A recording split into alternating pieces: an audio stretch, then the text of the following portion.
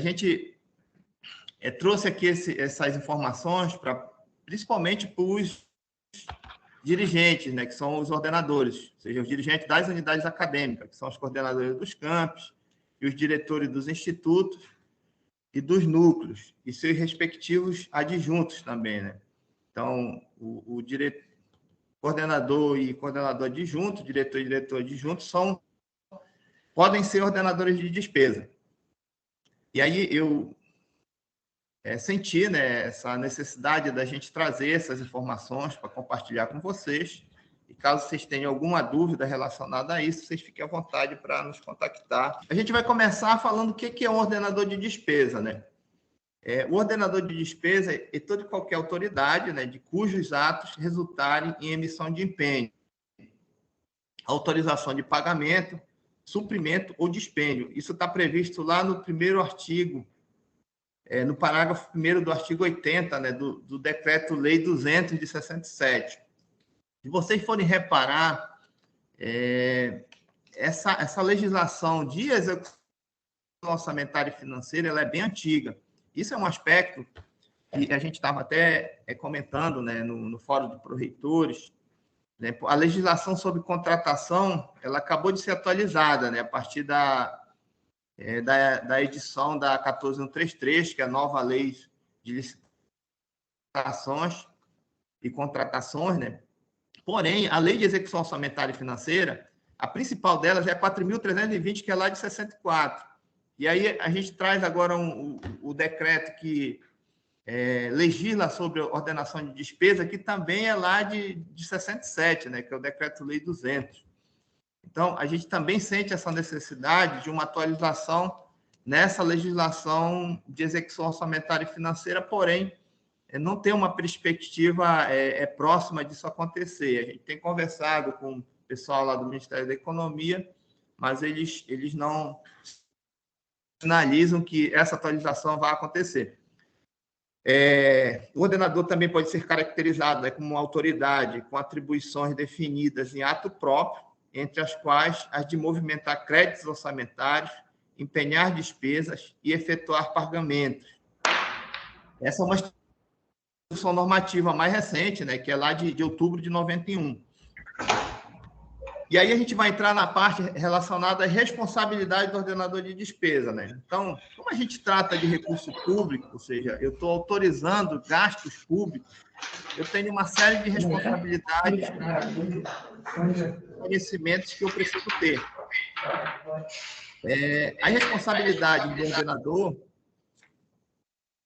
exige conhecimentos em diversas áreas, reunindo para a tomada de decisões informações que transitam em finanças, ou seja, o ordenador ele precisa ter conhecimento da área de finanças, ele precisa ter conhecimento da área de contrato, da área de licitação, né?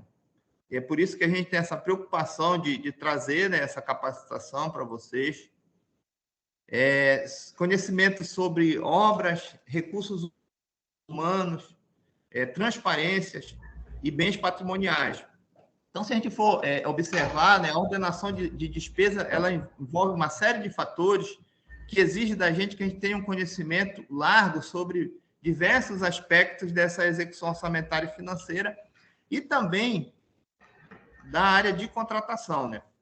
Então, quando a gente chega a assumir um cargo que, junto com ele, vem a responsabilidade da gente ordenar a despesa, a gente fica obrigado a buscar conhecimentos em áreas diversas aí para que a gente faça isso de uma forma mais tranquila e mais assertiva. E aqui o papel, né, do ordenador de despesas na UFPA. E aí, se vocês forem observar, e a gente consegue visualizar isso de uma forma mais concreta, né, a partir das nossas ações enquanto ordenador de despesa, que a gente faz com que a instituição funcione, né? Então, as ações do ordenador de despesa vão possibilitar que a gente tenha os insumos para os laboratórios, né, funcionários, para a sala de aula, ter as condições necessárias de receber os nossos alunos, para que os servidores os docentes e os técnicos que vão atuar, né, diretamente aí nessas atividades de ensino, de pesquisa e de extensão, tenham as condições necessárias para levar essa atividade, né, desenvolver essa atividade de uma forma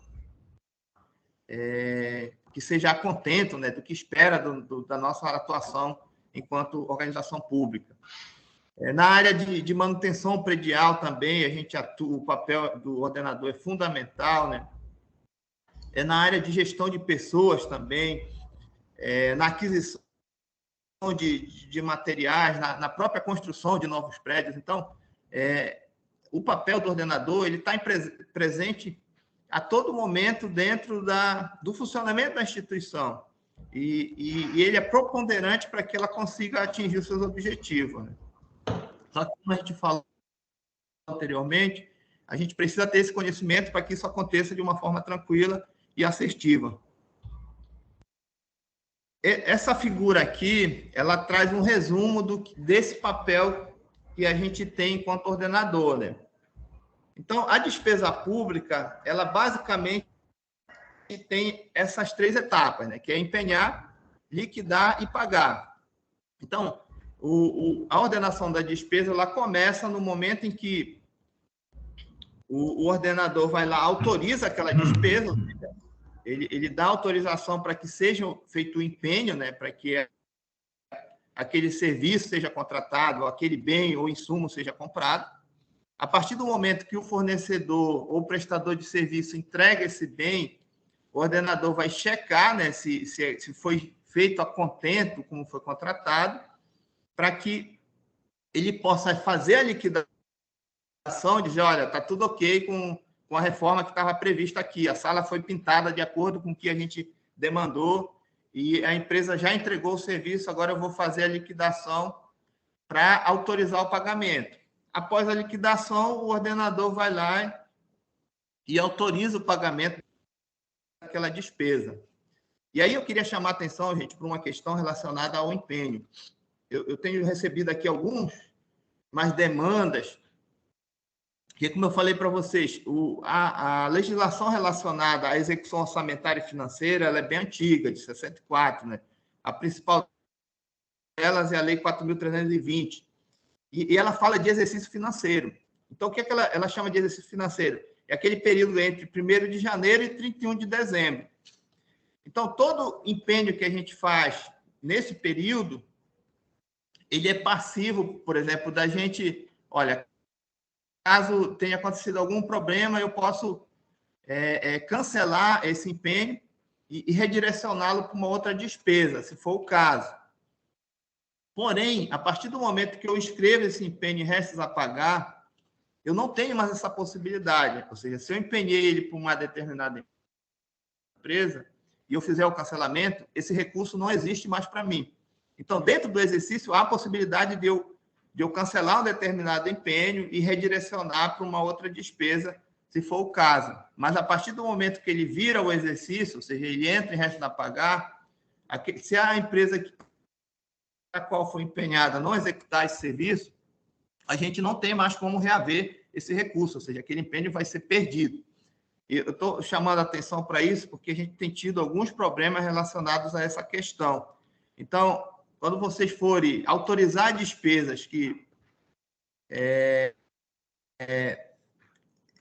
não têm a perspectiva de ser executada no exercício, vocês têm que fazer uma avaliação bem tranquila para saber se o fornecedor que vocês estão contratando ele tem capacidade para entregar esse serviço conforme foi demandado, porque caso ele não o faça, a gente vai perder o recurso.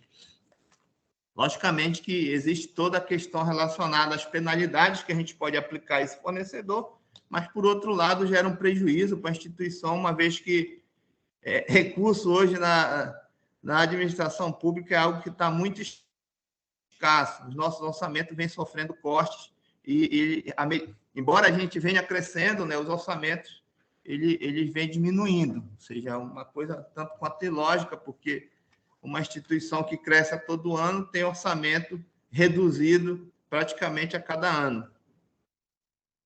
Então, depois da liquidação, é autorizado o pagamento e aí a gente vai fazer o pagamento efetivamente para o fornecedor que prestou o serviço ou que entregou o bem que a gente está precisando.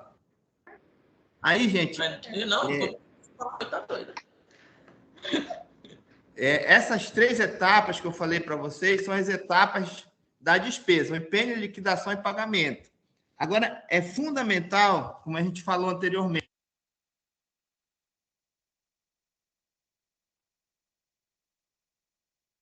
Raimundo, caiu o seu áudio. Ah, você mutou ele. Você mutou ele.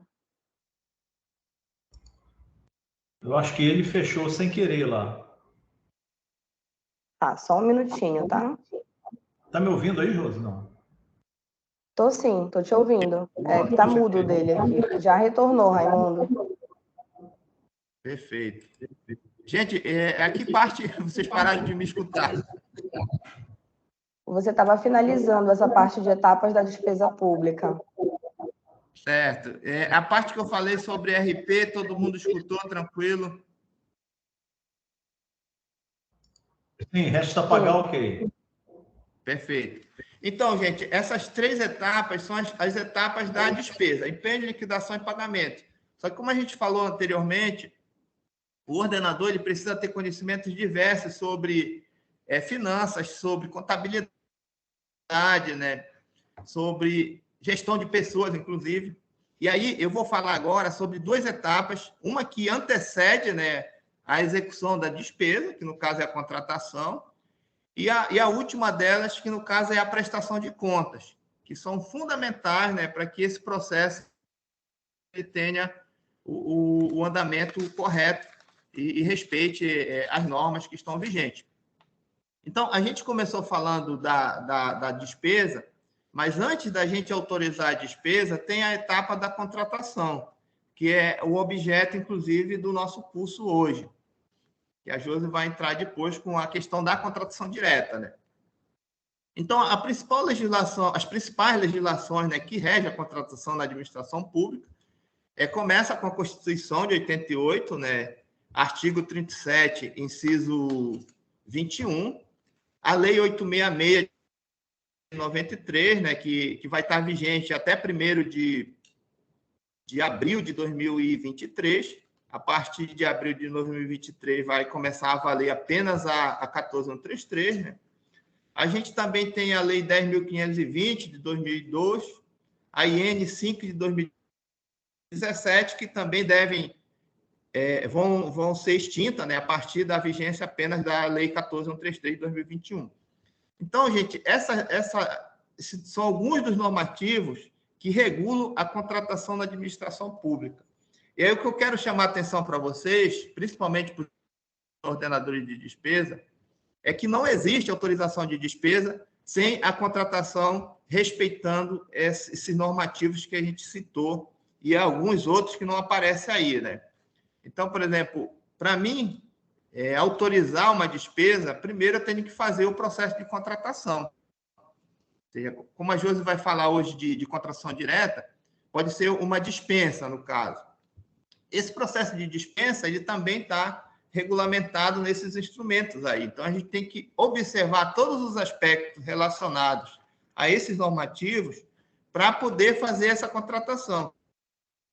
Quando a gente fechar a contratação com base nesses normativos, é aí o momento que o ordenador vai autorizar a despesa, ou seja, vai autorizar que seja empenhado.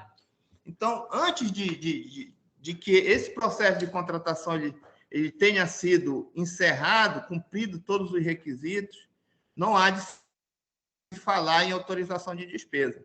A despesa ela só vai ser autorizada no momento que a contratação tiver sido encerrada e já estiver o ato perfeito, né, relacionado à questão da contratação.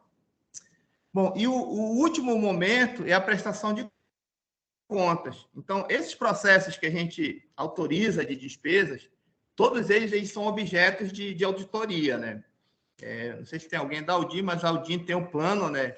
O PAINT, Plano Anual de Auditoria, e a partir dele ela solicita uma amostragem, né, dos processos de contratação e vai fazer, no caso, a análise criteriosa aí, se foram observados todos esses requisitos que estão previstos na legislação.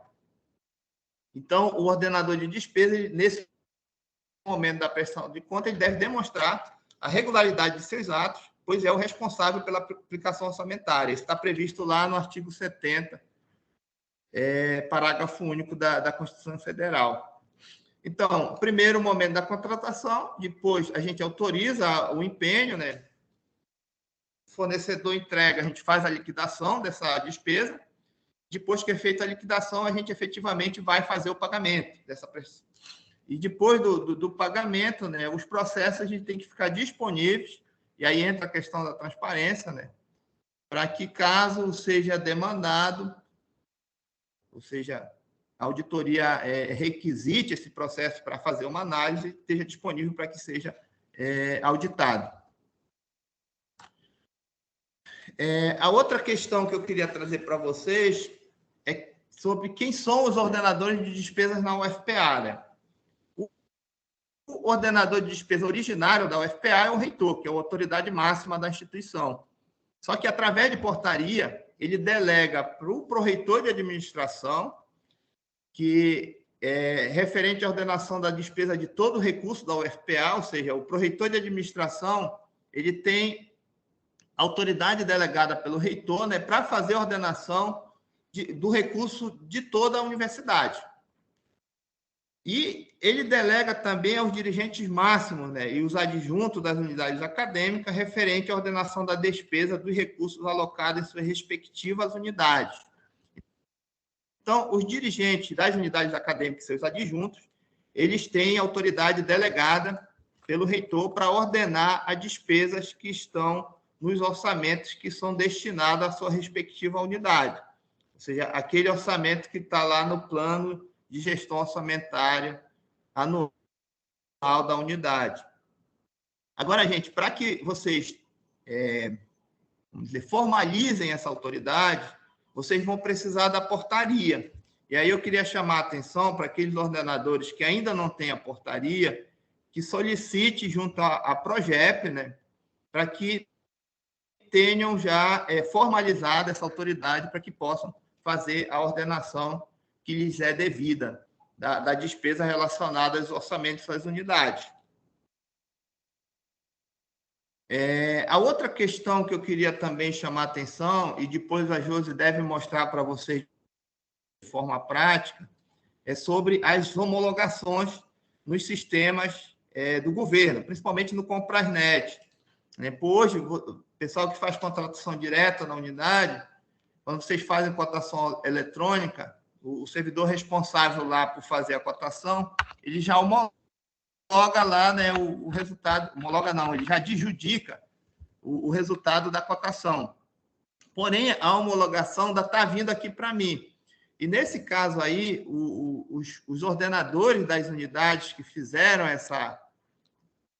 essas cotações e as dispensas eletrônicas, eles também têm autoridade para homologar. Só que eles precisam de perfil lá no CIASG. Se eu estiver falando alguma bobagem aí, depois tu corrige, viu, Josi? Se é no CIASG... Não, tá tudo certo, é isso mesmo. Então, eles vão precisar solicitar junto à DFC o perfil para que o ordenador de despesa da unidade ele possa também fazer a homologação, ou seja, o servidor que fizer a cotação ele vai adjudicar e, em seguida, ele vai repassar para que o ordenador da unidade faça a homologação dessa cotação. Só um adendo, Raimundo. Isso era o procedimento que deveria acontecer na 8666. Daqui a pouco nós iremos complementar falando já sobre a nova lei, tá? Mas, assim, de todo caso, além de pedir a portaria junto à Progep, para que vocês formalizem a autoridade que vocês têm para ordenar a despesa, vocês vão pedir o perfil junto à DFC também, para que vocês tenham esse perfil nos sistemas para que possam homologar também esses instrumentos. Aí, só chamando a atenção, que a gente falou que são ordenadores os dirigentes das unidades acadêmica. Então, todas as unidades administrativas não têm essa autoridade delegada pelo reitor para fazer ordenação, com exceção da Pró-Reitoria de Administração, no caso, que vai fazer a ordenação da despesa da universidade, principalmente das unidades administrativas, para as quais não é delegado, né, a autoridade de ordenar a despesa. Então, as pró-reitorias, a única pró-reitoria que tem o dirigente autorizado é a PROAD. Então, as demais não têm essa autoridade delegada pelo reitor para ordenar a despesa. E os órgãos suplementares também não têm. Então, somente as unidades acadêmicas é que têm essa prerrogativa. Ok, então, dando continuidade ao que o Raimundo estava citando há pouco, a respeito dos ordenadores de despesa, com relação à nova lei, para essa parte de contratações diretas, não caberá apenas ao ordenador de despesa autorizar a despesa. Ele também vai precisar adjudicar e homologar as despesas eletrônicas com disputa. Isso significa que, como ele falou anteriormente, além do dirigente já ter portaria de dirigente, ele vai precisar ter uma portaria de ordenador de despesa e solicitar a senha, o login e a senha do CIASGNet para que ele possa fazer a adjudicação e homologação da dispensa eletrônica. Anteriormente, o agente de contratação, ele executava a dispensa, que seria a cotação eletrônica, né? E ele fazia essa adjudicação. Hoje, pela nova lei 14.133, isso não caberá mais ao agente de contratação. O agente de contratação, ele apenas vai fazer o julgamento do item ao fornecedor e a habilitação desses fornecedores, entendeu? Cabendo ao ordenador de despesa fazer a adjudicação e homologação dessas dispensas eletrônicas. E, posteriormente, né, após ele fazer esse procedimento no sistema, ele também vai fazer a autorização dessa despesa. Porque, como o Raimundo falou, só há possibilidade de autorizar a despesa após o processo de contratação já tiver sido realizado, tá bom? Então, dentro dos limites desse ordenador de despesa, né, das suas competências e do orçamento da unidade, caberá a ele autorizar a despesa e adjudicar e homologar dessas dispensas eletrônicas. Eu vou mostrar aqui um tutorial bem básico de como seria essa parte de adjudicação e homologação. Na área de trabalho do Comprasnet, a primeira página que abre após o login e senha, né, após entrar no sistema, tem aqui onde está escrito 2, que vocês conseguem visualizar, uma parte que ficam as pendências. Nessas pendências aparece o que precisa ser julgado e o que precisa ser homologado. Então, ele selecionaria o número da compra, que estaria lá disponibilizada, e com o status de adjudicação ou homologação, certo? Selecionaria, e na página seguinte, apareceria essa parte de seleção de fornecedores. Nessa parte de seleção de fornecedores, há uma área navegável, que você consegue visualizar desde a disputa até a parte de julgamento, habilitação, adjudicação e homologação. Você consegue ver o que aconteceu nessa dispensa eletrônica.